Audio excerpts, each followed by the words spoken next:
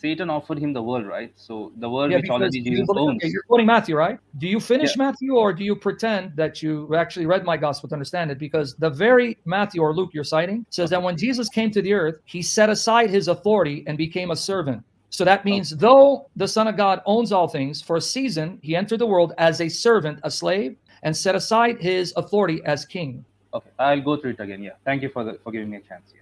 Okay, well, let me prove that what I just said to you, that when Jesus is on earth, he's no longer functioning as the king of creation who owns all things, but he's in the form of a servant who is now voluntarily set aside his sovereignty over heaven and earth. Can you open up for him, Steve? If you can open up for him, Matthew 12, 17, 18. But then I have a question for you. So hopefully we're going to be fair. You ask me a question, I'm going to ask you the same question, but I'm going to turn against Allah. Maybe you have an answer, like we have an answer for our faith. That it might be fulfilled, which was spoken by Isaiah the prophet, saying, Behold my servant, whom I Okay, have so notice God the Father is now speaking, and he says, Jesus is my servant. Go ahead.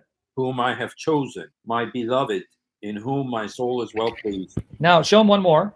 Matthew 20, 28. So Jesus is a servant of the Father, right? That's why he came to the earth, to be his father's servant. But the same father also says, this is my son whom I love. So don't just take one verse and then ignore the other. No, I mean, servant would always be beneath the master, right? So I was thinking in that So way. hold on. So you're saying if you have a servant, he's beneath you. So that means he's less human than you and less valuable than you? In authority, yes. Not No, as I a didn't human. say that. See, you're twisting my words. I know you think you're answering. Listen better than you speak. You didn't answer. I didn't say an authority. I said, is he less human than you and less valuable than you? Because if you say yes, then that shows that you're perverted like Muhammad. So your servant As a human, he is a human being. He's Okay, so same. is he equal to you as a human? As a human, yes. Okay, so Jesus, the Son of God, can subject himself to the Father so that now he's under the Father's authority, yet be equal to him in essence and nature and value. It's not either or. So now don't change the subject yet, because I'm going to turn it against you. Just be patient. Hold on.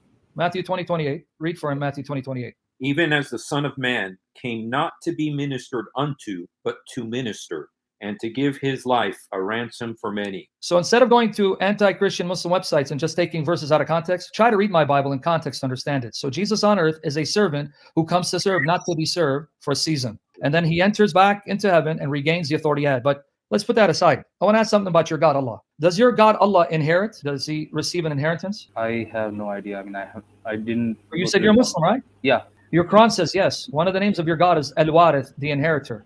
Open up chapter 15, verse 23. So now you have a problem, because I want to know, how can Allah inherit anything when you just said he is the owner of the heavens and the earth? And indeed, it is we who give life and cause death. We are the inheritor. Now, That's just one verse. That's why I said have your Quran browser right here, because now you're going to go to chapter 19, verse 40. We are the inheritors, plural. We are the inheritors. Yeah, The royal we, I think. Yeah, no, there was no royal wheel in Arabic, and I'm going to challenge you to prove that. Don't give me what you hear from your Muslim scholars, because even Ibn Taymiyyah, Shaykh al-Islam says no. The plural here is because Allah is speaking on behalf of the angels. So don't make up rules as you go along. Chapter 19, verse 40. okay, indeed, it is we who will inherit the earth, and whoever is on it. And So your God will inherit the earth and everything is on it. That was chapter 19, verse 40. Now show him the screen, though, because we're still on the Google page. Oh, yeah, okay. You read 1940, now 1980. And we will inherit him in what he mentions, and he will come to us alone. So 1523, 1940, 1980. Here Allah says, we will inherit him, what he owns, and everything on the earth. We are the inheritors. We are the inheritors. We will inherit the person and his possessions and everything on the earth. But this one, the last one, is more problematic for you. 2189. And mention Zechariah when he called to his Lord, My Lord, do not leave me alone with no heir, while you are the best of inheritors. So not only does your God Allah inherit, he's part of a group who inherit, but he's the best of them. So here's a group of people who are heirs. They're all heirs. They all inherit. But the best one among them, the best of them is Allah. So your God is one of many, and he's the best of them who inherits. So I want to ask you a question. How can your God, Allah, who's a singular person inherit anything from anyone? Yeah, I like that slide.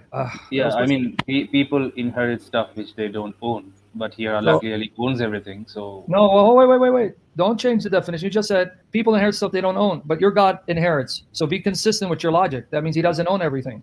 yeah, I mean, maybe it's Arabic thing. Maybe. Like, No, the Arabic is just as clear as the English. And one of the names of Allah is Al-Warith. خير الوارثين. maybe after the end times, he will take everything back to him. But why does he need to inherit anything? He already owns it from the beginning, and he never lost ownership of it.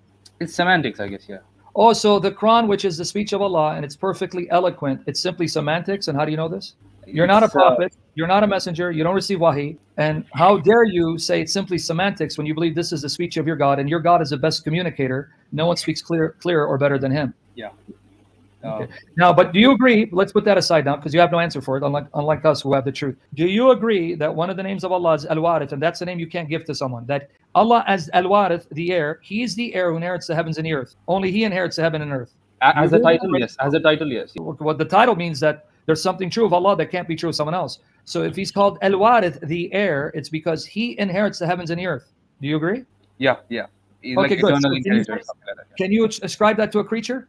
Can you say that of a creature without committing shirk? There's a difference, like, for example, Rahim, right? A person can be a Rahim too, but Al Rahim is different. No, yeah, I know, brother, but you're not listening to me, brother. I didn't say, can you call someone Rahim? Ar-Rahim means he is the kind, or the one who shows pity. Okay, listen to my question again. I know, because there are other people who inherit. We just quoted the verse.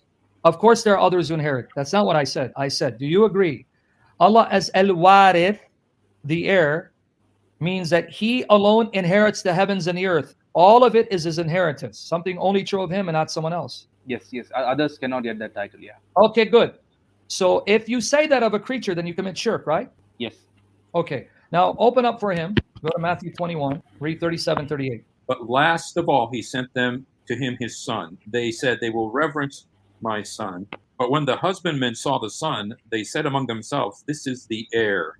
Come, let us kill him, and let us seize on his inheritance. Jesus is speaking of himself. He's saying that he is the Son of God whom he loves, because the owner of the vineyard is God.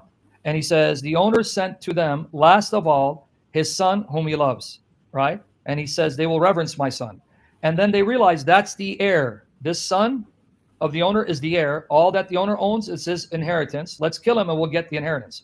This is Jesus speaking about himself, that he's the heir and the beloved son. But what does Jesus inherit? Matthew 28, 18. I got it for you, Steve. It Okay. says here, then Jesus came to them and said, all authority in heaven and on earth has been given to me. Okay, now remember what you said earlier. I said Allah's Al-Warith, in that He inherits the heavens and the earth, something that cannot be said of a creature. You said yes.